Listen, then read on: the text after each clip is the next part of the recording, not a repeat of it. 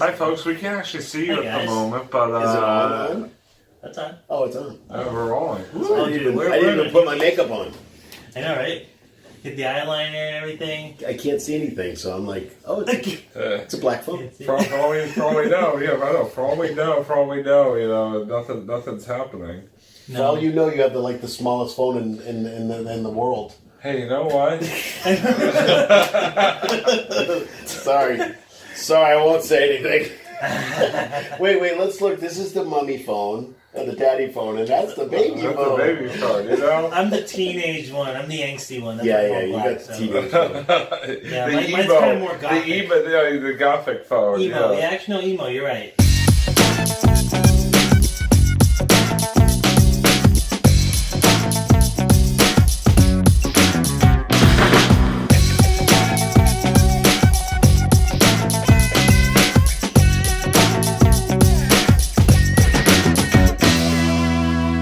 Hey, what's up, everybody, and welcome to another edition of On a Couch Talking Sports. As always, I'm Robbie. This is Kyle. Kyle, happy hump day to you. How you doing tonight? Doing okay. I'm just glad it's really warm out. That's the highest point for me this week. Spring, it's or really should I warm. say early summer, has really hit us with a vengeance here today. Yes, definitely.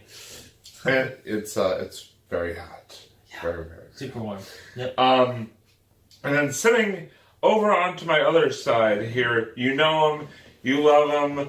He's probably man in black today for some reason, but maybe he's in mourning because the Bruins are losing. Who knows? Anyway, our buddy Doug is back. Doug, welcome back to the show. Good to have you back. Thank you very much for having me again, Kyle. It's nice to see you, Robbie. Nice to see you It's too, Doug.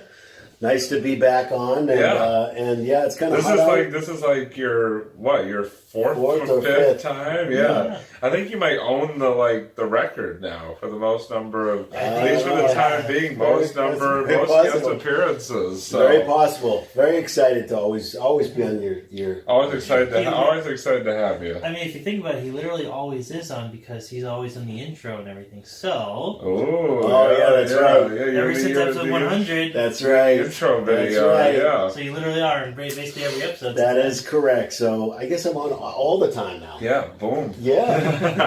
But anyway, so what we wanted to talk about tonight was if you are a Boston sports fan like the three of us, well, except him for hockey, you've been very, I'm sure, not pleased, but very glued to the fact that last week we had not one, but 2 Game 7s in the playoffs for Boston sports teams. You had the Bruins playing Game 7 against the Toronto Maple Leafs, which they won.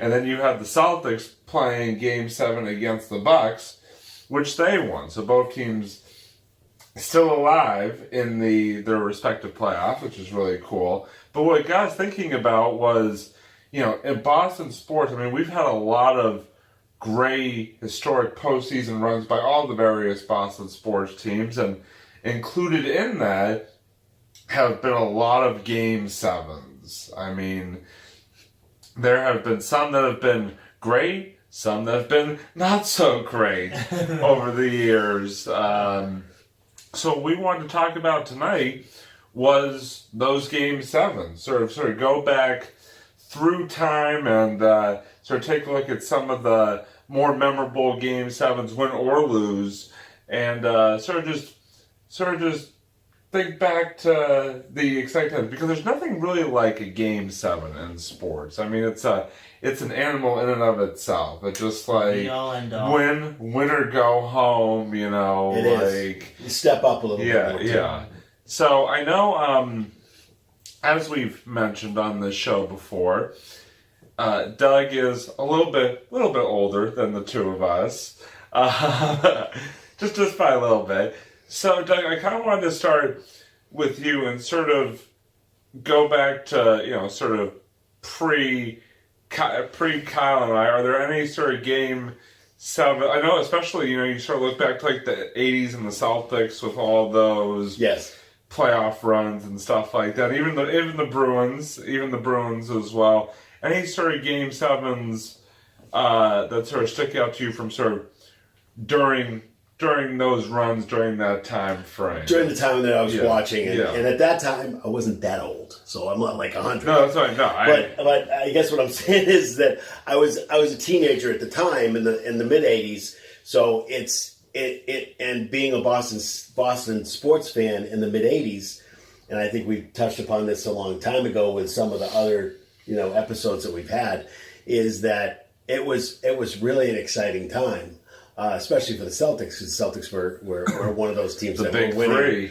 Yeah, we're winning the original big three. Yeah, McHale, Parrish, and Bird, and not Rick Pitino saying that those guys aren't coming through the door. If they are, they're going to be. That was the early '90s. That was a much different time. Early to mid '90s, totally different. Really, really bad. One of the ones that really kind of when you think about it, and if you ever saw this particular series in the 80s, the Larry Bird and Magic Johnson era. Ooh. So kind of what happened is that Larry Bird and Magic Johnson actually Larry Bird and Magic Johnson actually met in college. Yeah. For a college championship. Michigan State and Indiana State. And so it's really weird. So Magic Johnson won that one. But they both went into the NBA right after that. So when you're talking about the early 80s, you're talking about a rivalry, because it was always a rivalry, because Magic Johnson went to the Lakers and Larry Bird went to the Celtics. So it was all about beat LA, which was the term that everybody used at the Garden. One of those, we won a championship at 81. Cedric Maxwell being the MVP for that particular series. That was not, I don't believe that was a Game 7. There was an important series in 1984. Okay? This was a series against Larry Bird and Magic Johnson. This was right before they won in 85 and 86. 85, 86. Actually, it was 86 that they won. But so in 84, and I actually did some research. Oh. Sorry if I'm reading, and I don't mean to, but I did not memorize this. That's right. We never memorized that's right. So the Celtics were got to the finals in 1984. It was obviously it was Larry Bird versus Magic Johnson. That series, if you look at that series was probably the best series of the 80s that I saw, and I'm discounting 86, which by the way was a great series, but not as good as this one. And there was a reason. The reason it was so good is because in game number 2, Gerald Henderson, which is one of the, I think his son's was in the league for a while. Yeah. Gerald Henderson stole the ball in game number 2 for a win, kind of like Havlicek steals the ball. You heard that from Johnny Mose. Exactly. That's in game number 2. The big thing in game number 4 was the fact that Kevin McHale decided that it was, and I'm sure if people haven't seen this one, you got to watch this, because if you're a Celtics fan, you got to see this on YouTube. Kevin McHale decided that Casey Jones, who was the coach at the time, decided that what was happening was that the Lakers were going inside a lot and getting points. This is Kareem Abdul-Jabbar. This is James Worthy. James Worthy was really young at the time, not a rookie, but I think it was his first or second year. So, and they had a really good team, the Lakers. So they were going inside and getting a lot of points. So Casey Jones said, "Okay, that's it." They decided as a team, no more. They're not going inside. You do whatever you need to do to not let them score inside. If they go to the line, they go to the line. You foul them, you foul them. So, in game number 4, Kevin McHale decides, Kurt Rambis, he's got the glasses on, he kind of looks like Clark Kent. Nice. He was a pain in the butt. to the Celtics. Always was, always will be. Ask anybody in my era about Kurt Rambis and you go, ugh. So Kurt Rambis decides he's going to drive in, and Kevin McHale decides to do a little clothesline on him, and it's on YouTube. You got to check it out. Oh, it's awesome. I think I remember that. Yeah, and then they start a little scuffle. It wasn't really that bad. The scuffle wasn't as bad, but McHale got a foul for that. It may have even been an intentional foul. They didn't kick him out of the game, but still, that was like, okay, you're not coming inside anymore. That was kind of like a message sent. So that was that. And then, very interestingly enough, Larry Bird actually outplayed Magic Johnson in that whole series, which is wild because they had this was going to be a rivalry for several years after. In '86, they didn't get to meet him because Houston actually beat them. Right. That's right. On a Ralph Sampson, God knows how we got that in. Crazy shot from like down here, and Ralph Sampson's like 7'4". Have no idea how he got that shot in at the last minute, but it was one of those things where they wanted to play the Lakers again, and they didn't get a chance to. But they did win the title. They won the title for their 14th banner. And it was just a really, really great series because it was typically back and forth. There were a couple of scuffles. There were a couple of fights. Danny Ainge was always getting into it with whoever he was covering. And it was just, the rivalry at that time was just immense. It was really, really fabulous at that time. And that was a Game 7 win. So that was really good. Pretty awesome. In '86, it didn't go for 7 years.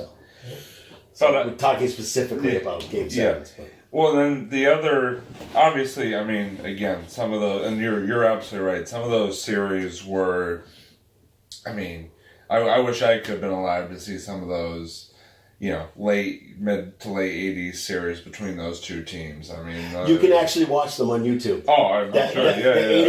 The '84 series, they have full games on. I just looked it up. I started watching it. I actually have the DVDs, 85 and 86 series. They actually have DVDs that are out, so you can watch the full games without commercials. That's really, really cool. You want to throw back. You want to see the initial, what they called the initial big three. Was awesome. Seeing them and watching the games and watching how they kind of did the same thing as when they had Pierce and Garnett and Allen. Kind of did the same kinds of things. It was kind of weird. Same chemistry, same kind of thing, same big three, same kind of. Obviously, it was different because you had Larry Bird, and Larry Bird was one of the best players at the time. But I just wanted to give you really quick stats, really quick, and this will obviously move us on to other things. But the Celtics in famous Game 7s. The Celtics own the NBA record for Game 7 winning percentage at .724. Oh, wow. And total wins, 21. That is... 21 Game 7 wins. That is some good big game performances. Yeah, that's huge. Yeah. Well, they have a lot of banners, too, so that makes sense. The Bruins have a win record of 13-12 in Game 7s. That's not too bad either. Yeah. The Red Sox have some of the most memorable Game 7 wins. And we'll probably, I'm sure we'll talk about that. That was one that I had written down here too. But that's just some of the stats that I got from just kind of looking and doing some research. Well, that's actually a perfect segue into what I want to bring up next, because there was a memorable Game 7 in another sport in 1986. The Boston Red Sox against the New York Mets. I really want to talk about that game. Hey, we said we were going to talk about them all. Wins and losses. Okay. We did. I mean, obviously, everybody remembers that Red Sox-Mets 1986 World Series for Bill Buckner. And the ball between his legs in Game 6. Well, people forget that series did go to a Game 7. And the Red Sox, I believe, were winning in Game 7 at one point. I was at the Game 7. That's right, you told me. That's right. In Met Stadium. In Shea Stadium, yeah. But I think the Red Sox were up, and then the Mets, rallied. I think we were up 2-0 or something like that. Ended up winning the game. Winning. So, I mean, I don't want to touch too much. No, it wasn't horrible, meaning the fans were great. They were Mets fans and not Yankee fans, so they were really great. It's 55,000 Mets fans and 4 Red Sox fans. It was me and three other guys. This was my roommate at the time. I was in college, so it was unbelievable to be there because not everybody gets to go to a World Series. Right. It's really, really cool. I mean, it's a great experience. Great experience. I'm sure you obviously wish that the result would have been a lot different. Result would have been better, but again, we partied with the Mets fans right after the game, so it really did matter. There you go. Oh yeah, we took a limo there because it was my roommate's father was in the construction business. He had the tickets. He had the season tickets, but he couldn't go. So he said, I got 4 tickets. You want to go? I'm like, oh my God, are you kidding me? Yeah. Yeah. So we actually we took a limo there, and the Mets fans were so cool that we actually partied with them after, and they were very gracious. We were wearing Red Sox garb and everything, and they were really, really gracious fans. I mean, they were pretty happy that they won. Yeah, of course. But it's not like, Yankee fans where they're going to go beat us up or anything. I was about to say, that would have been a very different kind of party. Yeah, that would have been a different kind of non-party. Yeah, more like a funeral. Yeah, more like a funeral. But still, it was a great game to watch. Because it was different. You talk about the difference between, and this was the 7th game of a World Series, and I've been to a couple of the playoff games. The playoff games are totally different than the regular season games. Oh, totally. Totally different. There's not even, even just the atmosphere, outside the building before the game. It's just so different. But going to another stadium, and again, this was not at Fenway, so going to another stadium, being a Red Sox fan, knowing what the Red Sox stadium, knowing what Fenway is like, this atmosphere was unbelievable. The fans were really nice, but the fans were going nuts. I'm sure. I mean, especially after what had happened the night before. Right, exactly. Yeah. No, exactly. But I thought it was just a great experience all around. It was totally different. Totally different experience. But then, obviously, I mean, like I said, there were a bunch of memorable Game 7s, as we were just saying, in the 80s. But I feel like in the 90s, there really weren't that many memorable Game 7s that I can think of for any of the teams. It was kind of like a lull in a lot of ways. We were bad. Yeah, I feel bad in the 90s. Yeah. Because even the Red Sox, it wasn't until the late 90s that they started to really pick it up in terms of playoff appearances and stuff like that. Not the first Game 7 I remember. Well, maybe in my lifetime, maybe it was and this is going to be another unfortunate one. So brace yourselves. Was 2003. The Red Sox and the Yankees, Game 7 of the ALCS. Did somebody hit a home run? Aaron Bleepin' Boone. Did Grady Bleepin' Little leave Pedro Martinez too long? It's funny, actually, I kind of a minor segue here, but I actually saw Pedro Martinez speak at a panel event at Harvard this past week. So he was sort of reminiscing about his time in Boston. They were talking about some other stuff. Cool. Yeah, so I just wanted to. We were talking about Pedro just then, so I wanted to sort of throw that little nugget in there. But I think that 2003 Game 7 Red Sox Yankees, Pedro versus Roger Clemens. Red Sox are up 5-2 in the 8th inning, and then all the wheels fall off. The Yankees tie the game, and they Aaron Bleepin' Boone off of Tim Wakefield. But all it did was just set the stage for 2004 Red Sox. You all know the story. I have it right here. Down 3 games to none. In case we didn't remember. Did read that research too. What a lot of people say is the greatest comeback in sports history. It is the greatest comeback in sport, except for the Patriots last year in the Super Bowl, or 2 years ago in the Super Bowl against the Falcons. Yeah, but that's one game. That's one game. Yeah, in terms of series comeback, you're absolutely right. Series comeback. But there's nobody nothing comes back to 3-0, and nobody has especially in baseball. Yeah. No, who's done it since? Nobody. Exactly. So that's probably going to be for a long time. In my dreams. He had some interesting dreams. Yeah, it was very interesting dreams. But no, 2004, Red Sox Yankees again at Yankee Stadium, and the Red Sox just pretty much dominated that game 7. You had Mark Bellhorn with the home run. Johnny Damon Grand Slam. I mean, just the Red Sox were just on fire. You could tell that, like, fourth inning. They wanted to win that game, and I know we've sort of yet to hear from you a little bit today. So, what is your going back to that 2004 Game 7? What is sort of your recollection of that game from your perspective? Because you were living. No, I'm sorry. You were in Wellesley at that time. I was here. It was your second year in Wellesley. That was my second year. You're right, because the first year that was the almost. The 03, yeah.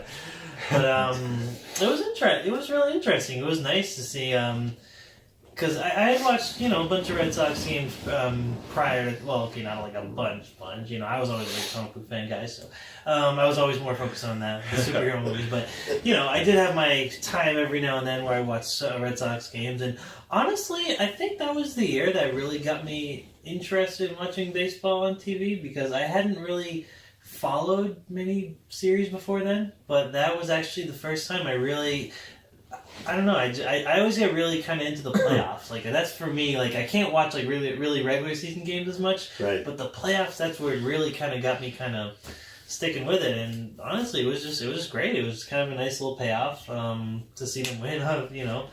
After all those years, and it was pretty cool. Yeah, I mean. Being down 3-0, having everybody counting you out, and then to come back the way they did, I mean, that was the ultimate. Some of the dramatics in that series leading up to that Game 7 were just, Dave Roberts steals second base. You have that was huge. David Ortiz hits like 3 different walk-off. Wasn't Johnny Damon on the team at the time? Yeah, Johnny Damon hit a grand slam in that Game 7. Yeah. You had A-Rod being stupid and knocking the ball and brought to the Royals glove in Game 6. That was A-Rod. But I think the thing that I felt kind of cool was, like, sort of tying together 03 and 04 was that, first of all, during the game, Terry Francona brought in Pedro to pitch in the 8th inning of that game, and sort of I feel like trying to exercise the demons a little bit from the year before. And he gave up, I think, maybe 1 run, but he shut down the Yankees, and they were able to close out the victory. But then afterwards, Tim Wakefield getting to hold the American League trophy on the Yankee Stadium mound, the year after, giving up the game-winning homer to Boone. You just had to feel really good for those guys who had been through the heartache of the year before. Now to be able to celebrate the second time around was a very cool thing. Oh, definitely. Oh, it was just awesome. And I remember watching that series with my wife too, and I remember saying to my wife down 3-0, I was like, "Oh boy, here we go again," because we were used to that. We were used to it happening, but. Down 3-0. Especially with the way Game 3 and right, exactly. What's the percentage? What's the percentage? Very, very small percentage. I guarantee it. I don't even know what the percentage is. What's the percentage of that the Red Sox come back and win 4 games? Like maybe 0.00001%. If that. The percentage is so low, and it just doesn't happen. Yeah. Especially in baseball, but not just in baseball, but in any kind of situation. It just doesn't happen that way. Yeah. Can it happen? Yeah, of course. Yeah. But does it? Typically, it does not. Yeah. Typically, it shows that the other team is more dominant over. And again, going in, if you believe in momentum, the Yankees had momentum like you wouldn't believe after Game 3. So you'd think, okay, well, what sparked them? Who sparked them? Did David Ortiz make a little speech? There were some things that were supposedly said. Well, there was some things that were supposedly said. The dirt dogs of the team kind of had a meeting with the team, closed door meeting, and said, let's go one game at a time now, but let's really try to do this. Let's see what we can do, and just one game after the other.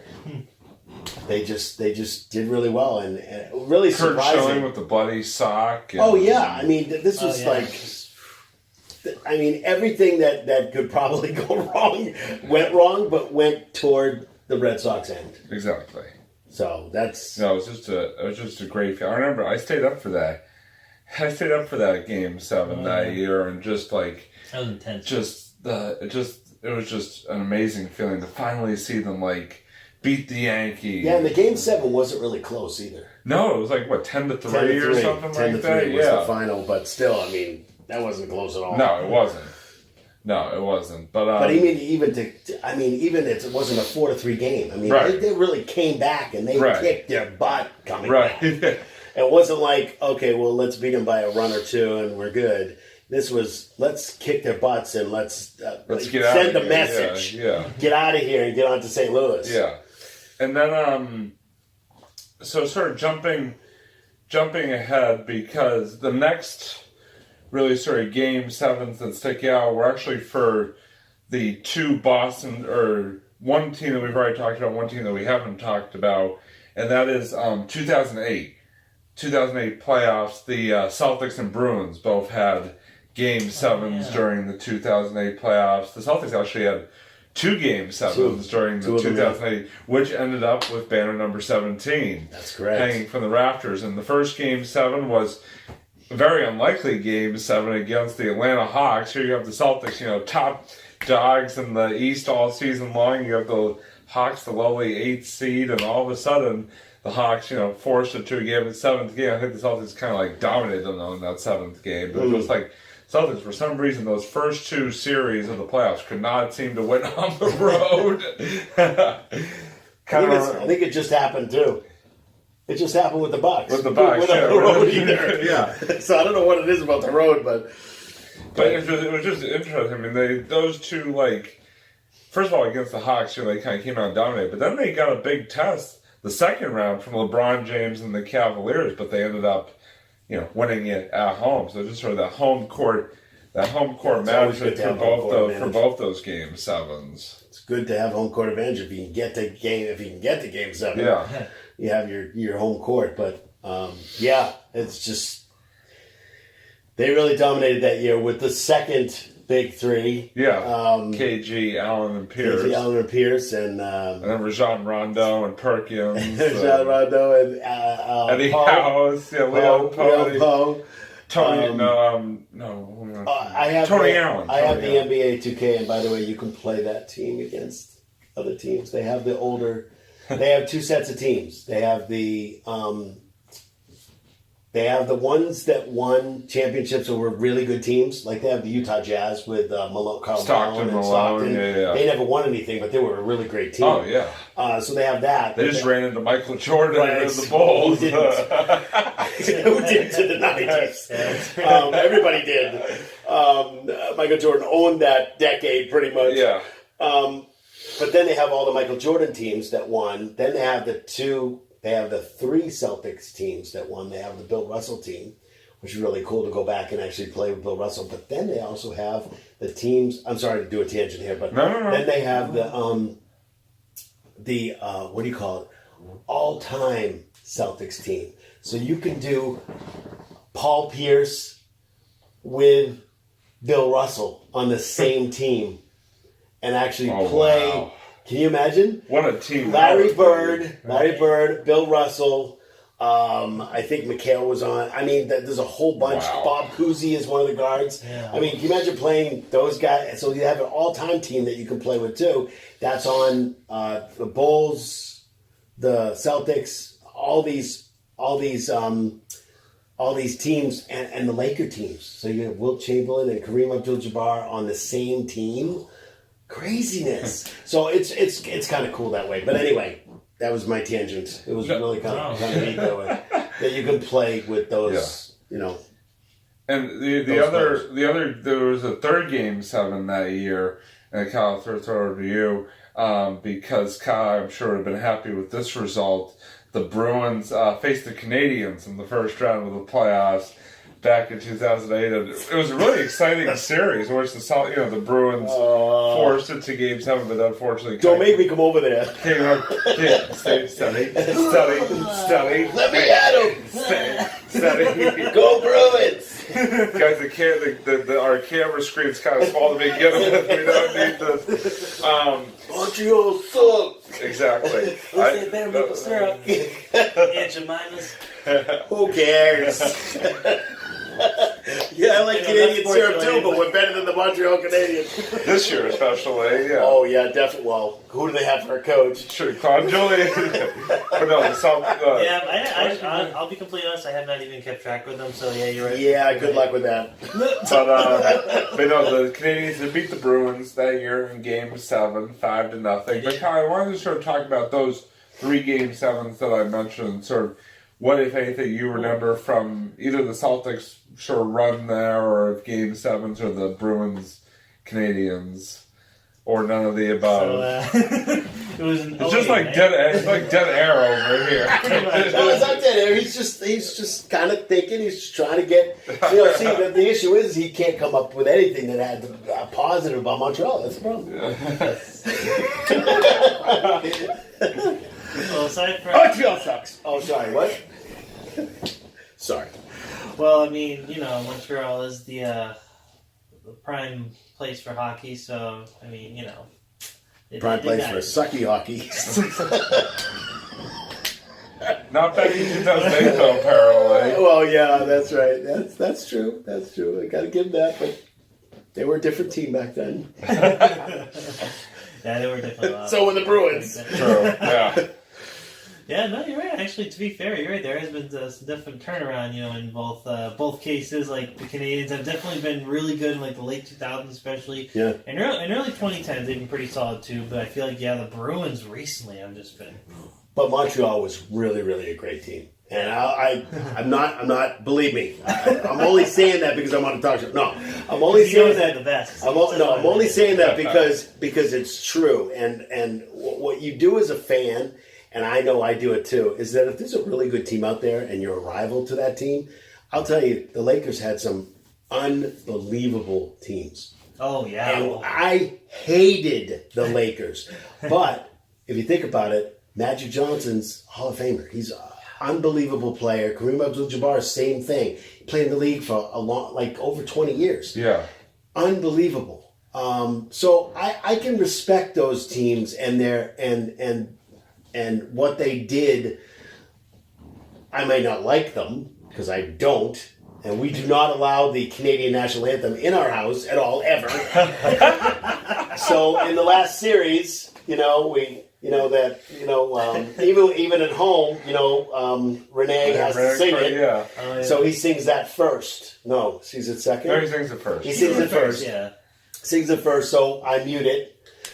Because my mother-in-law is a diehard Bruins fan and a Montreal hater, so I don't want, and she's no longer with us, but I don't want the lightning bolt to come down and strike me if I. Speaking of lightning bolts, of who the Bruins are playing right now, right, exactly, exactly. But I think it's interesting because I was in the car one day during the last series, and it was the start of the game, and I was like, oh no! Renee's going to do the national anthem, so I turned it down really quickly. In the car, I turned it down because I can't even have it in the car. I will not listen to it. It is a nice song, but I will not have it. That's fair. What? Yeah, exactly. But no, so it was just a great run. Sorry, we kind of cut you off there. Sorry. Any sort of memories from those that's runs? Really the thing. I don't have a whole lot of memories from 08. I remember the first Iron Man movie coming out. That was the start of the MCU. So, but other than that, yeah. So it's not at all sports related. Not at all anywhere near what we're talking about. But yeah, that's Iron Man. Right after the Montreal won, he watched Iron Man. Oh, yeah, he saw the Iron Man movie right the day after. But actually, it reminded me. not that, but I was reminded. Iron Man. Yes, Iron Man reminded you. You can talk about it if you want. You know, the scene with Tony Stark. Yes, of course. First tries on the suit. It was a really iconic moment in comic Yeah, it was book iconic. Yes, it was. Yeah. Yes, it was. I have no idea what you're talking about. No, That's I- okay. I- We'll just go with it. Yeah, not an agree. But no, there was one Game 7 I realized that I missed during that time No, don't say it. frame. Why? No, go ahead. Because I have it right here. No, go ahead. Go ahead. No, it was 2007. The Red Sox. Oh, right, yeah. Against- Oh, yeah. I'm still thinking about the World Series, which they, it was Yeah. 4-0, right? Yeah. I mean, they Yeah, no, but against Cleveland, they went. Cleveland, they were they went down 7 3 games. games to Yeah. 2 in the series, and then had to win both 6 and 7 at home. Yeah. And did it very convincingly. I feel like for that one as well. Yes, that If was I one I forgot remember about. correctly, JD Drew hit a grand slam, and True. yeah, I know the one JD Drew reference on this show. But And yeah, never again. Iron Man got referenced more than you, JD. That's true. true. Yeah. Actually, I think Iron Man was better than JD Drew. Yeah, JD Drew. Iron Man could play a better right field than Oh, JD my God, Drew. yeah. They probably got less injured while doing so. Yeah, he would break a nail or something, and They'd be out for a month. Yeah, for a year. Yeah. But yeah, so I just wanted to touch on that 2007. Yes. I know Forgot about that a less memorable. Well, I mean, they won obviously, which was great, but Yes. not a lot of people really remember that. Yeah, no, I That didn't series remember won that. 7 games. But yeah, 2008. Like I said, a bunch of Game 7s during the Celtics run to the championship, and obviously, like I said, the Bruins with Game 7, obviously losing to the Canadians. But the next year, and the next year actually, the next year actually both What's going on? teams.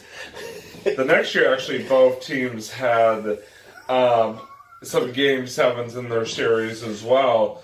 The Bruins had unfortunate Game 7 loss in 2009 to the Carolina Hurricanes in the Eastern Conference. It's interesting how Robbie's picking out all the games that are losses. No, but the Celtics did win Game 7 in their first round series that Yes, year against yes, the that's Chicago right. Bulls. Yep, that's right. Unfortunately, that they lost in Game 7 in the second round of the Orlando Magic. Yeah, how did they do that? But Doug, I know you're a big Bruins fan, especially Eddie. Do you want to go into the Carolina series? Because that was kind of a controversial series, wasn't it? Because people wanted the guy who ended up scoring this game-winning goal in overtime and Game 7 suspended. Yeah. I forget his name. I'm blanking on the guy's name. Yeah, I can't think of the guy's name. I'd have to look it up. I must have blanked it right out of my head because I was probably not in a very good way that night. So, but no, I don't remember. Just like Kyle, I don't remember a lot about that particular series. Although I know it was somewhat controversial. Yeah. But it's one of those things where. You win a Game 7, you lose a Game 7, and that's just what it is, and that's kind of The Celtics did win a game. The Celtics don't won a Game 7 that year. Like I said, beating the Bulls right, in the first exactly. round in Yeah. Game 7. Yeah, and I'm trying to figure out how they lost to Orlando, but Orlando kind of beat them handily. They did. Dwayne Harkett beat them handily Yeah, that they year did. in Game 7. they did. I don't have any idea, except for the fact that we just were really bad Yeah. at that time. So. And then this is going to be another painful. Well, I don't want the better ones are coming. Like I feel over the better ones are coming soon. I promise, folks. But 2010, the Bruins Not a good year. against the Philadelphia Flyers. Oh, that's Oh. that was so horrible. They're up 3 games. You are talking about the reverse side of having a team come back from 3-0 down. The Bruins I thought they were done. are I thought up Flyers 3 were done. games to none. They are just dominating the series. And they were dominating Game 7 too. They were up 3 games. They were up 3-0 early. Yep. And then at home, and then the Flyers come back and end up winning. I think it was 5-3 or 4-3 to take the series. And yeah.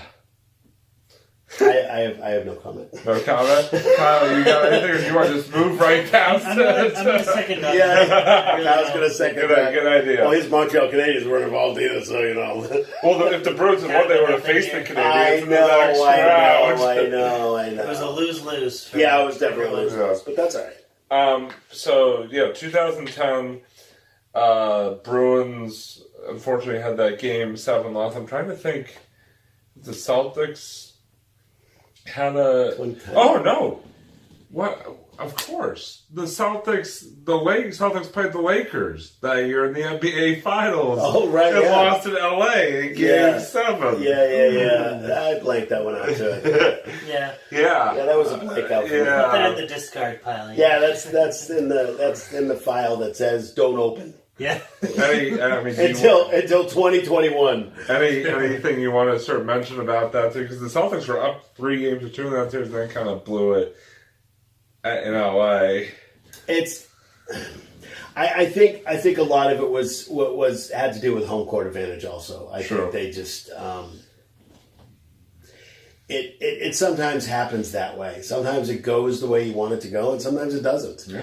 And it's kind of logical what I just said, but it's just one of those things where in the playoffs is again what we talked about before, is a different animal. And if you dig down deep enough, you should be able to to win a series. Yeah. Even if it's not in your home stadium. Right. It's just one of those things where and again we can move on and talk about the Celtics right now, which we'll probably do in a little bit. Yeah.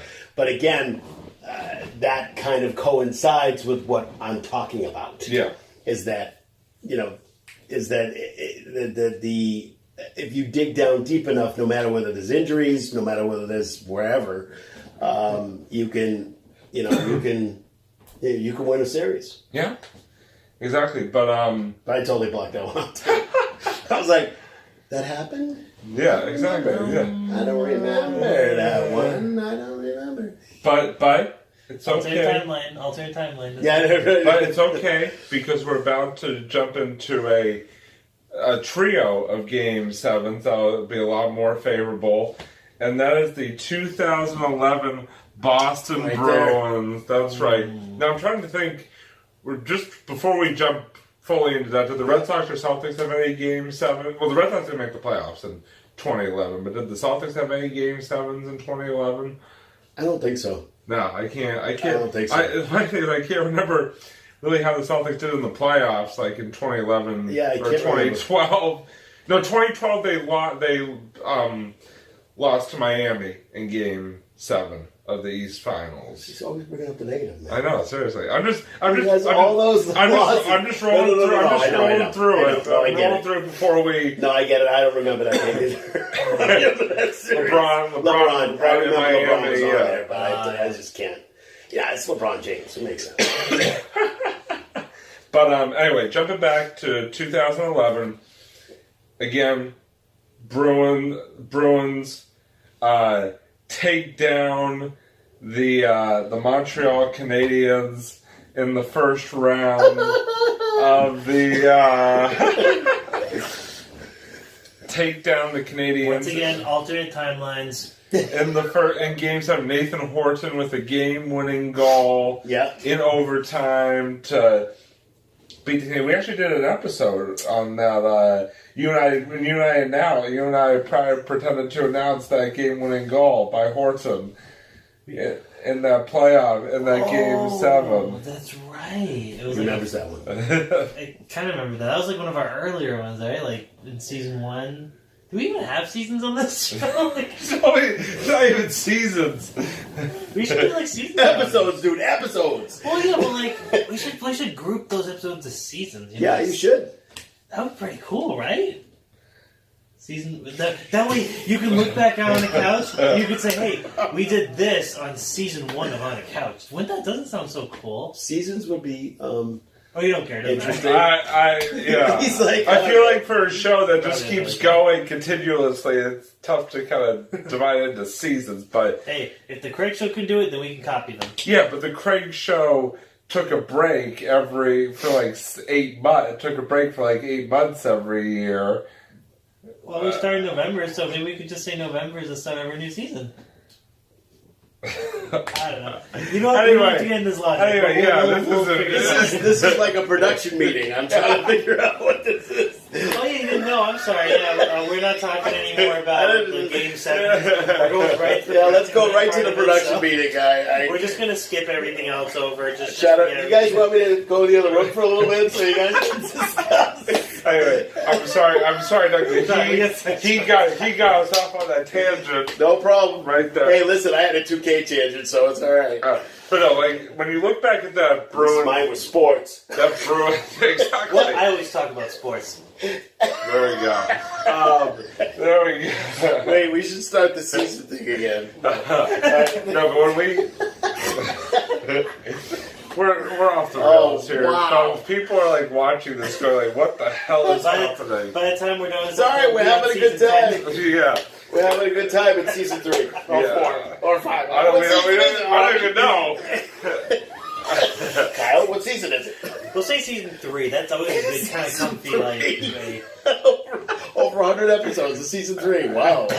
You must have did this like what every day. Oh wow. See, when you say season 5, that means it's like the season's ending. Stop talking! Just stop! I'm taking control of this. Stop talking! Out of control right now. I'm taking back control. Doug. Yes. When you look back at that 2011, to keep it together, and that 2011 Bruins Cup run in the game, because there was Game 7 against Montreal, there was Game 7 against Tampa, and then there was the Game 7 against the Canucks. What stands out to you about all those Game 7s? I mean, obviously, Game 7 against the Canucks was, the big one, because obviously that won the Stanley Cup. Yeah, that was actually a really fabulous series. I think what stands out, the first thing I think about when I think about the 2011, by the way, you can get the DVDs for that too, season number 9. I think I'll gladly pass. Because Montreal fan. But okay, so what it comes down to is that I think the first thing I think about when I think 2011, I think about Nathan Horton. Yeah. I think about how he got hurt. Yeah. How it was an incredibly dirty hit on him. Oh my God, that was awful. And thinking that he was a very important part of what we were trying to accomplish through Montreal, through Tampa, and the Canucks. What I remember is him taking the ice, water. It was water after a while, but he took ice from the garden, and he actually went to the middle of the Canuck ice and actually dumped the water on water on it to almost make it like a home game. So he did that, and everybody knew he did that.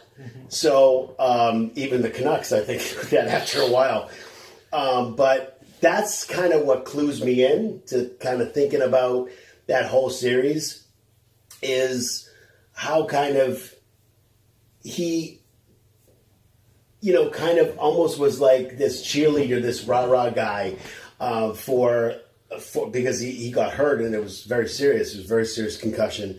And a very scary situation. Oh. And when you see somebody go down like that, and again, a little bit of a tangent, but see somebody go down like that, it doesn't matter who it is. You never want anybody to get really hurt, right? In any sport, right? But you see somebody go down, and it's scary because you never want anybody to get hurt. It's a game. Yeah. It's a game. Yeah, the players get paid and stuff like that, but you never on any team. You always want to play the team that's out there. If Magic Johnson got hurt, Larry Bird would get upset that Magic Johnson wouldn't be out there because he wanted to beat him. Yeah. So again, that's what I think about when I think about that series, especially the Vancouver series, is him dumping garden water, which was the ice, onto the Vancouver ice to make it more like a home game and to kind of give them a little. Ooh, and it worked. It worked. They won. Worked. They won. It really did work, and that's like beyond. It was just such a great team. They were very, very close knit, and it was just a great team. I also remember the fact that my mother-in-law, she got a chance to watch the 7th game with us on a big screen. And it was like she was there, and she had season tickets for a really long time, and she was in the building. I think I told you guys she was in the building with Bobby Orr. Yeah, Bobby through the air. She was part of the gallery gods, which are the people that had the, $5 or $10 tickets up in the nosebleed seats. And I just remember her. I remember her face. We actually have a picture right after they won. We have a picture of her right after they won. She was just like over the top. Yeah. She just and I'll tell you that the games versus like rivals like Montreal, she used to get so upset. She broke some glass in a curio throwing a slipper, which was meant for the TV, but hit the curio and broke the glass underneath. She was a very, very, very passionate Bruins fan. Yeah. And I'll tell you, she's the one that turned the Canadian national anthem off. And, she's, it's just... but that's what I remember about the 2011 team. Yeah, it was great to see them go into Vancouver and take Game 7 and, win the Stanley Cup Finals. And all 3 of those Game 7s were exciting because you had the Horn game-winning goal against Montreal. You had Horn scoring what proved to be the game winner against Tampa. It was a 1-0 game at the TD Garden, and then obviously... again, he was a very, very important part, an integral part of that team. And the team sort of rallied around him after that Game 3 injury that year against Vancouver. Yeah, but it was so cool how he did that. It was almost like he did it in secrecy, but we taped it. So not much of a secret after you tape it. Yeah. After you put it on film or you put it on a phone or whatever it was at the time, it wasn't much of a secret, but it really kind of jinxed them. But it gave the Bruins a big push to be able to get through that series and win the cup. Well, and the Bruins had a bunch of sort of interesting Game 7s going forward, because the year after that, they unfortunately lost in overtime to the Capitals in the first round in Game 7 at TD Garden. I was actually at that game, as much as it pains me to say. Is that where they lost? Probably. Robbie brought the bad stuff. But the butt. No but. Exactly. No butt? No buts about it. But no, the next year though, I have to touch on this, was 2013. Yep. And they had a thrilling, if you remember, first round series against the Toronto Maple Leafs, who they just beat. Again, sort of a similar situation. Down 3-1, or up 3-1. Toronto comes back, forces a Game 7, is up 4-1 in the third period, and then of course the Bruins come back to tie, and then Patrice Bergeron with the game-winning goal in overtime. I mean, that was just, I think you and I, so I remember you and I were like texting the night of that game. I think both of you and I sort of had the Bruins left for dead. Oh, yeah. When they were down 4-1 in the third period. Oh, and then all of a sudden, it's just like bang, bang, I think bang. I texted you. I said, Robbie, I'm done. I'm not watching it anymore. Yeah. That's what I do, but you know what? I never do that. I might text him and say, I'm not watching this anymore. This is bad. And then I'll be like, I'll shut it off for like 2 seconds, and then I'll be on my phone going, come on, and then I'll turn it back on again. I'm like, I can't not. I have to watch it, so I didn't. But that was an amazing comeback. Yes. I mean, just to be down 3 goals like that and to come back against the Leafs. That probably is one of the most memorable Game 7s that I can remember as a Boston sports fan, just because of like the fact that they were just dead. They were dead. They were left for dead. They were down 4-1. Everybody was leaving, and then all of a sudden it's like They get one goal, then they get another goal, and then they tie it up, and you're just like, oh my god, like, this game is tied, what's going on? And then they score the overtime, and they're like, oh my, like, it was just, it was unbelievable. Absolutely. Yeah, I mean, there's no other word to describe it, that it was an unbelievable game. Kyle, you got anything to add on that? It was... Iron Man. Oh, sorry. Well, let's see, 2011, when did that year Captain America come out? So that was also... We're talking about 2013. It came out in 2013. Oh, that was when Thor The Dark World came out. Oh, forget about that. No, we're not even going to go in the Marvel universe there. Forget. No, not a great year for Marvel. It was a little kind of one of the down years. Are those guys on the Montreal Canadiens? I think Thor... So I don't keep up with their, I don't keep up with some of their, players, but sounds like, maybe bringing up some of the players in Montreal. Seriously, yeah. I don't know. Captain America, Thor, Iron Man, all those guys played for the Montreal Canadiens, right? They'd be pretty good for it, Yeah. Whatever works, man. Iron Man 3 was definitely, I think... Wherever floats your boat. Yeah. Anyways, yeah. No, I don't have anything. No, nothing. All right. And then, so 2013, yeah, you had. I think that was the only Game 7 of 2013. I think so. What? I said I thought we were still talking. Yeah. I'm so tonight. Captain America, they decided the Montreal Canadiens said that he can't use the shield. You can't. Oh yeah. No, it's against the rules. That's of fair. hockey. It's a strong shield. Yeah, it is a strong shield. Yeah, so you can't do that. It's technically cheating if they do that. Go with it, Robbie. I don't know. Working it on that end, Robbie. I don't know. Hey, whatever you gotta do. I mean, just trying to relate it. Trying to get in there. I don't know how far I got in, but then I'm gonna make Kyle happy here for a moment, as much as it pains me to do that, because in 2014, the Bruins squared off with the Canadiens in the second round. And if you watched our On a Walk episode for that year, you'll see Kyle made a prediction on that episode that it was just before the series started that the Canadiens would win in 7 games. Was that season number 2? Yeah, exactly. Season number 1.5. Season 1.5. Season 1.8. 3 quarters.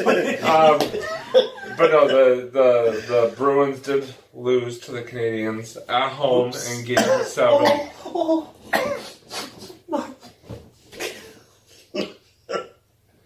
And by the way, if this show comes back and it's just me and Doug hosting it from now on, you'll know why.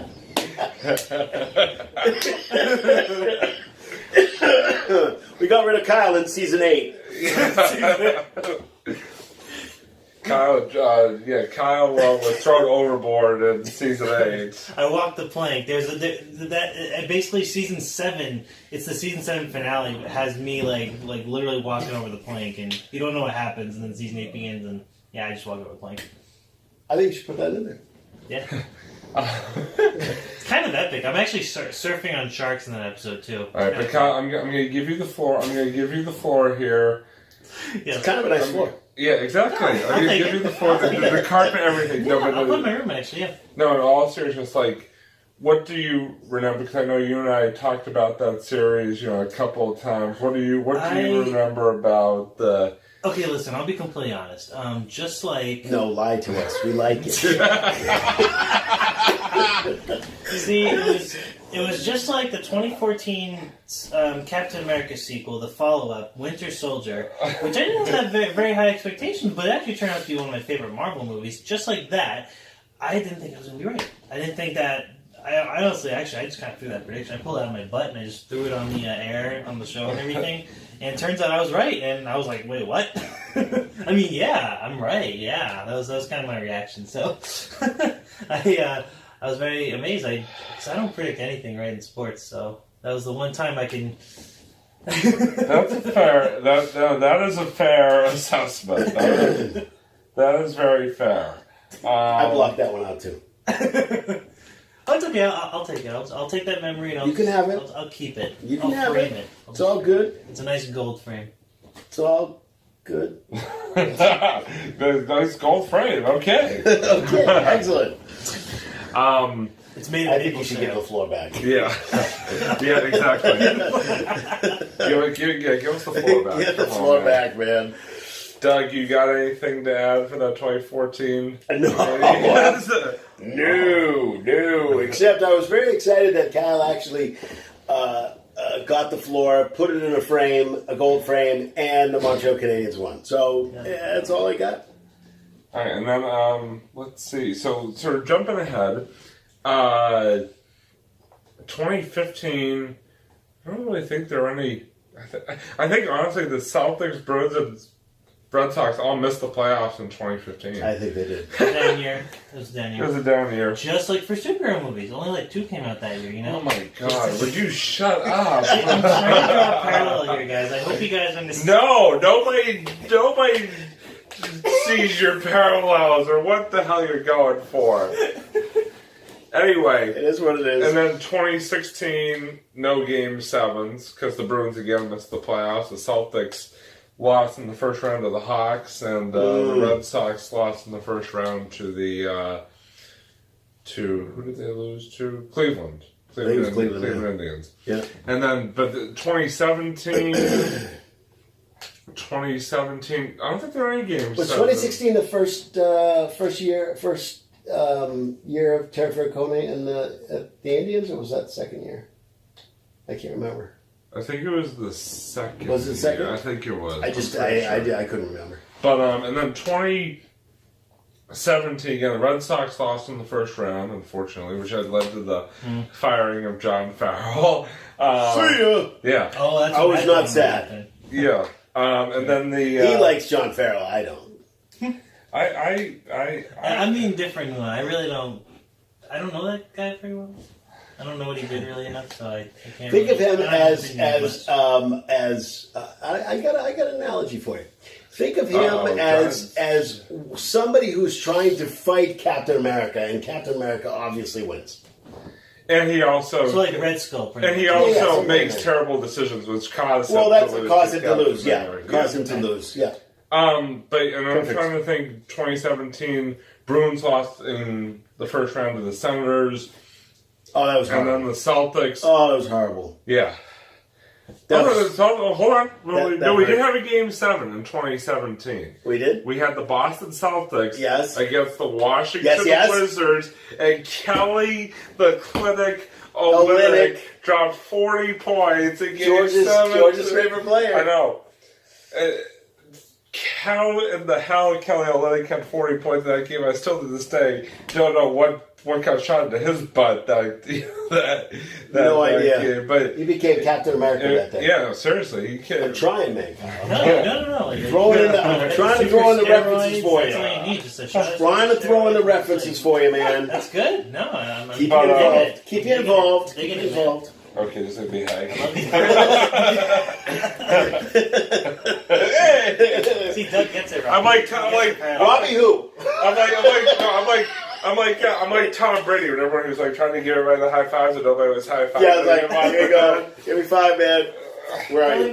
Where'd you go? Did you walk right by me? And then well, in the last episode, you guys just abandoned me on air. You guys just walked off. Yeah. We did just get up and leave, yeah. We did. Yeah, we So did. then you guys came back. Should do it again. We came back. Yeah, you guys came Oh, back. we're not coming back this time. I think Robbie raised our pay grade a little bit, so I think that's what kind of like. Oh, that's what it was. That's what it was. What's 00? You mean 0 times 0? Yeah, what's 0 times 0? Yeah, exactly. What's 0 times 2? Yeah, I'll be sending a bill this time, buddy. With all that sponsor money we're Yeah, getting. sponsor money, right, exactly. But no, it's CBS, right? Yeah, exactly. The Big Bang Theory. Sheldon's sending us money. Yeah, exactly. Yeah, right. Yeah, every time there's an on He loves our show. episode now, you're right. He's gonna speak. You know how they have those YouTube ads? Like that's what's gonna happen. It's gonna be him in like every YouTube ad. It's like promoting.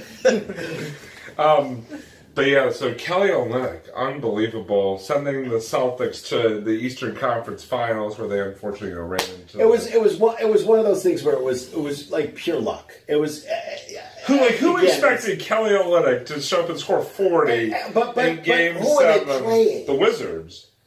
I think you know they were playing the Wizards. No, I know they were playing the Wizards. What I'm saying is that they weren't. The Wizards weren't what they were now. They are what we thought they were. They were. They were not who they thought. No, they were not at all. No. Again, anybody. And again, I hope George watches this because he'll laugh his butt off. But I think George literally watched like 2 minutes of an episode while he did. wants to be He's getting like, credit. why are those people over there talking sports? They don't know crap about sports. I'm like, wait, George, you just watched the opening. George, credit. you watched the opening like Robbie and Kyle. That's all you watched. How do you know that they even talk about sports? We really Didn't do even watch the rest of it. Yeah. But again, I think it was just the fact that he was. It's just one of those games. Has he ever done that again? No. No, exactly. And he's down in Miami now, right? Oh, he had a big game against the Celtics in the regular season. Yeah, he did. Unfortunately. And so that. Yeah, but that bring, really didn't. Yeah. That really didn't make much of a difference.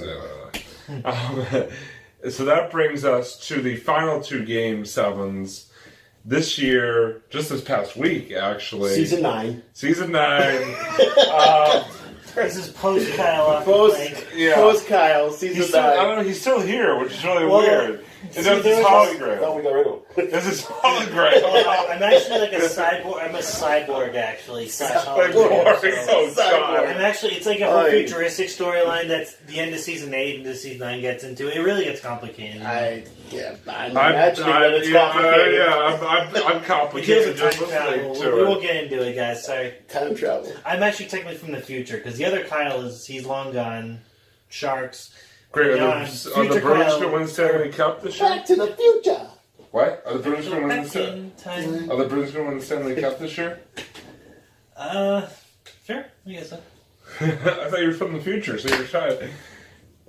He didn't say he could predict the future. He said it was from the future. Right, but so it has. Yeah, but the thing is, right. Well, it depends on where he went. Yeah, that's a good point. The future could be tomorrow. Yeah, sure. Good point. No, valid point. Yeah, but just think about it this way: do you think future me would still watch a lot of sports? There you go. No. Yeah. You don't watch sports now. The future you then would there not. you go. See, I can predict all the Marvel movies coming up and all the no. I'll tell you all the storylines about that. Captain America will die in the next Marvel Avengers movie. I will say that. But Bruins, I did not pay attention, so sorry. Isn't there a new? I thought there was some new movie out, some new thing. Somebody told me. that there was something. Avengers, yeah. Yeah. That's what. Sorry, guys. That's not a spoiler. I was just making the whole Captain America dying thing apart for. I don't know. I don't know if it's just trying to go with it. Comedic effect here. Just trying to go with it. But no, yes, there is a new Avengers movie, but yeah, that's right. I promise I didn't spoil anything. For anyone who's a big fan, that's just watch the movie. It's really good. He probably just spoiled everything, but that's okay. I spoiled everything. But Doug, just sort of your thoughts here on these last 2 Game 7s, because obviously both at TD Garden and Bruins definitely didn't have to come back from 4-1 down this time against the Maple Leafs, but no. two big wins for both teams in their first round playoff. Exactly. I think the Celtics a little bit harder than the Bruins. The Bruins pretty much had, except for Patrice Bergeron kind of getting a little bit hurt with an upper body injury. God knows what that was. If the guy doesn't play, because that's another thing that I can think of that has to do with the 2011 series is that he was hurt. Yeah, he was hurt. I mean, like really hurt. I mean, he played with a collapsed lung and stuff. Was that 2013? Oh, maybe was that 2013? I thought it was 2013. Maybe it was 2013. Anyway, one of those years. One of those years. Anyway, he was a little hurt this year, but they have all their players back and healthy. There's even 1 or 2 guys that are healthy scratches right now, which is great. But Celtics, meanwhile, not so healthy. The Celtics not so healthy, but winning games like they're a championship team, and it's all Brad, and Brad we trust. And it's all coming from deep. It's all about unselfish play. It's all about every once in a while you see them pass too many times and then they get it stolen, but or they just run out of time and they have to shoot really quickly and they don't get it in. Yeah. But again, they are playing like off the rails. Guys are coming in. Shemi Ojale. Shane Larkin. Shane Larkin's coming in. Terry Shemi Rozier Ojale. has just been off the chain. Shemi Ojale came in to play and actually covered the Bucks' best player. Giannis, yeah.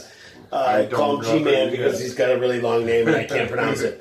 The Greek Freak. Greek Freak, that's even better. But came in and did such a great job. And this guy's like a rookie in the league. Yeah. This guy should not be doing what he's doing. But to lose, Gordon Hayward, right up front. 5 minutes into the season. Whatever it was. But yes, to a very bad injury.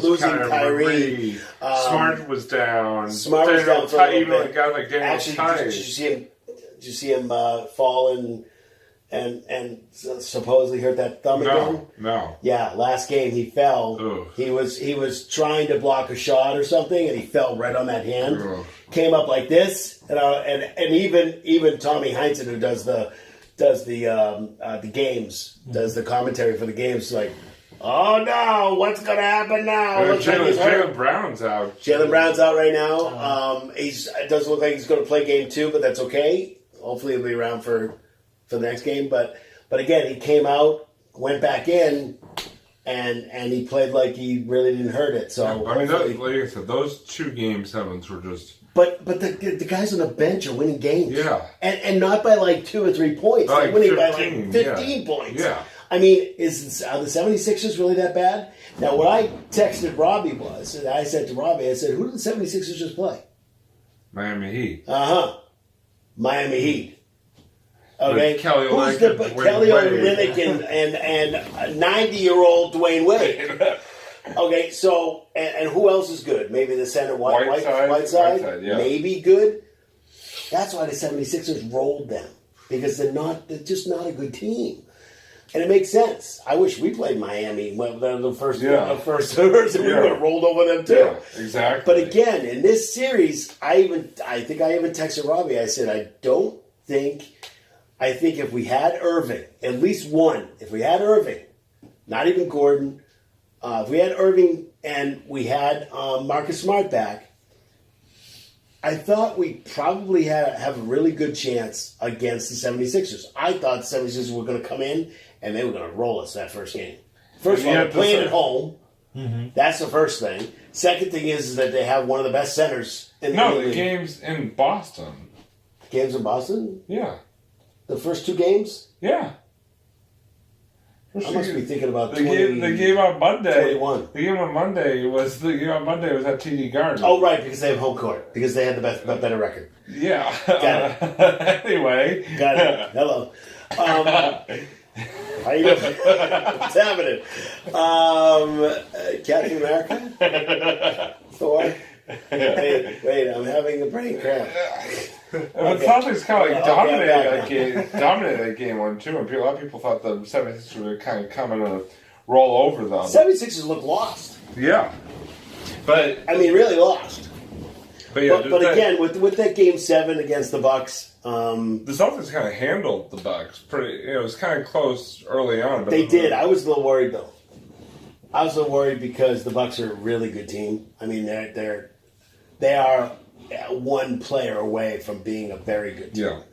But Celtics took care of business. They certainly did. They certainly did. And the Bruins took care of business in their game. Bruins didn't have to come back from a 4-1 deficit. It was only 4-3 this time. Bruins did come back. I was nervous, though. Yeah. Entering the third period of that game, I thought that the Bruins were in trouble when they were down 4-3. But then, hey, they played their best period of hockey in that third period. So it was really good to see. They did, but I was nervous about them too. Yeah. I just didn't think they.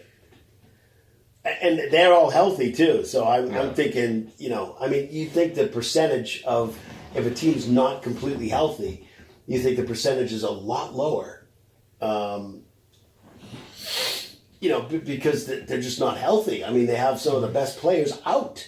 Yeah. And so all these other players are stepping up. And I think some of it has to do with Brad.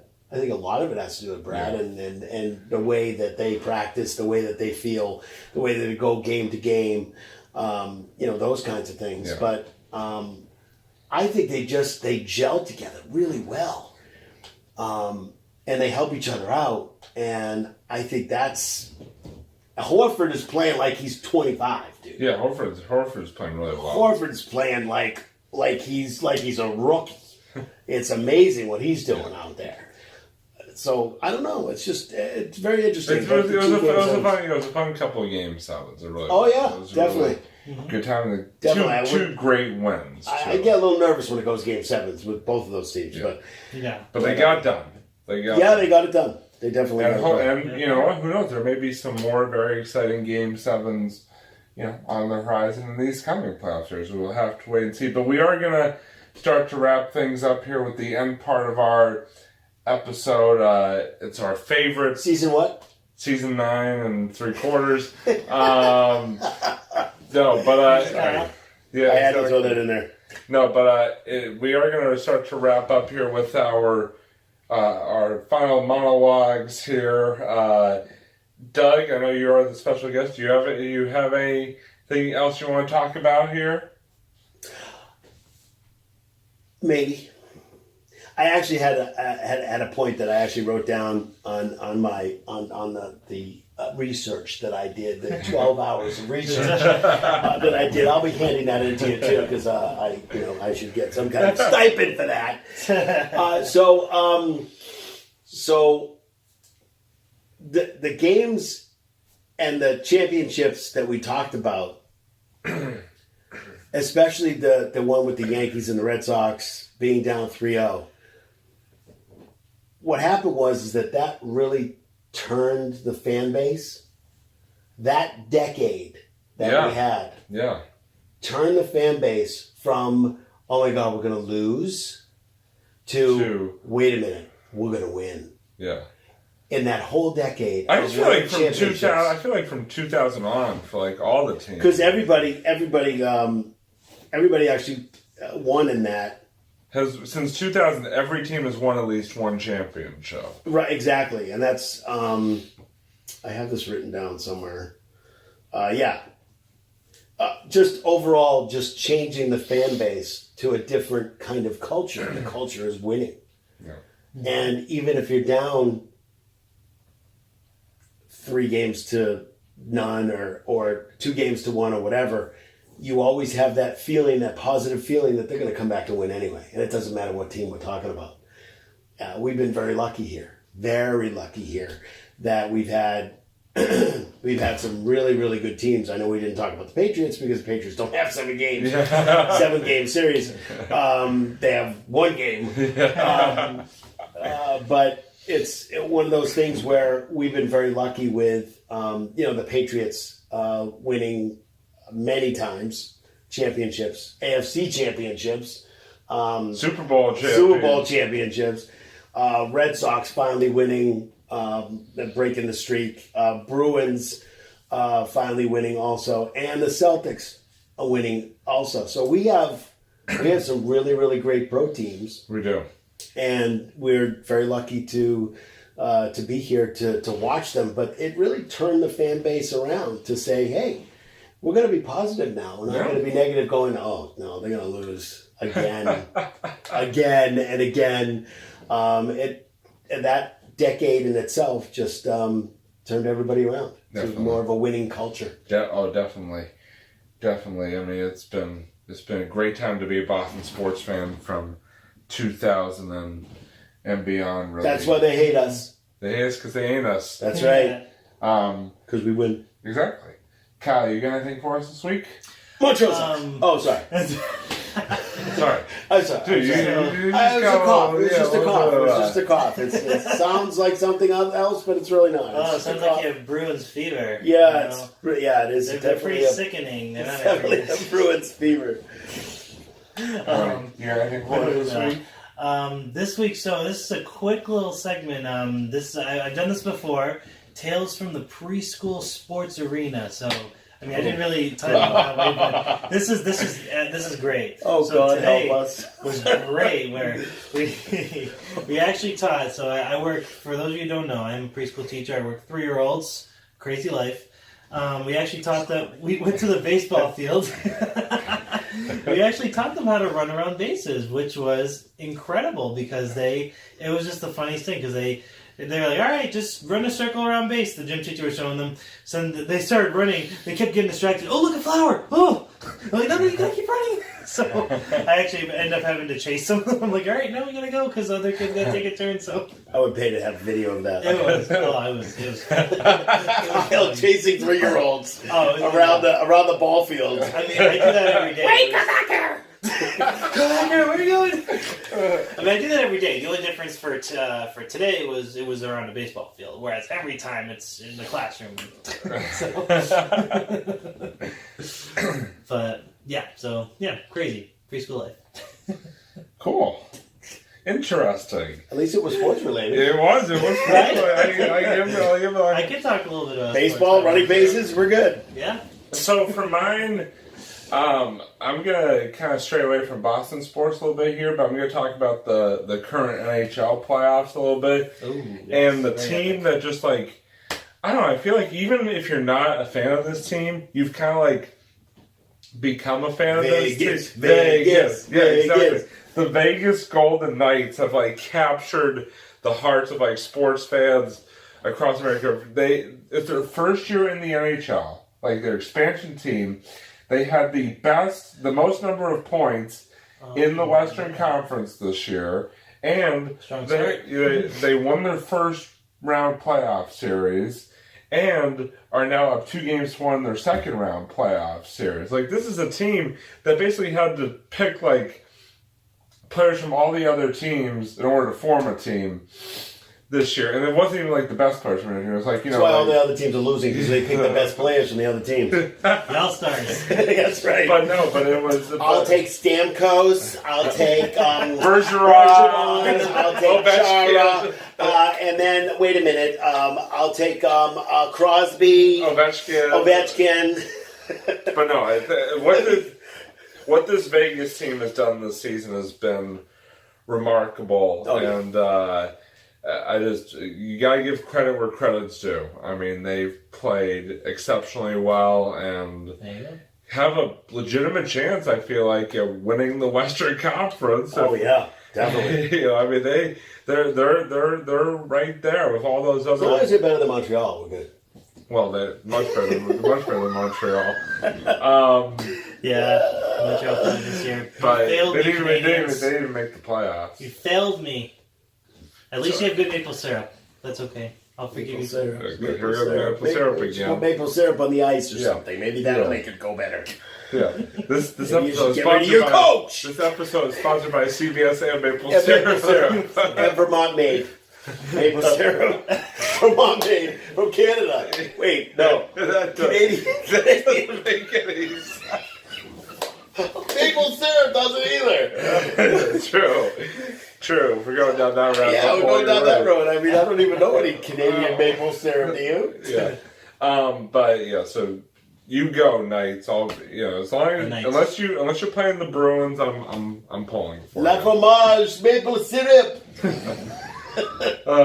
La petite fromage. You just called me a little cheese. Why? You just called yourself a little cheese. I know. But anyway, so that's going to wrap it up for this edition of On a Couch Talking Sports. Hey, wrap up that maple syrup, will you? Get to go. Do it, man. I want to take it home, man. I'll bring some back. Oh, cool. That'll be your stipend for the episode. That's some maple syrup. Oh, great. Wonderful. That's my stipend. Your goodie bag. Wonderful. I'm looking forward to that. But anyway, Doug, thank you as always for coming. Yeah, thanks for having me, guys. Appreciate it. Always a fun time. Loved it. For Kyle and for Doug, I'm Robbie. Who's Kyle? Signing off for the Canadian What fan episode over is there. Talking about, what season? What season is this? You're talking about future Kyle, right? Or are you talking about the past Kyle that got killed off by Future sharks? Kyle. Yeah, exactly. Look for him on Back to the Future 4. Anyway, that's good. From the couch, we're signing off here. We will see you next time on My Couch Talking Sports. See you, everybody.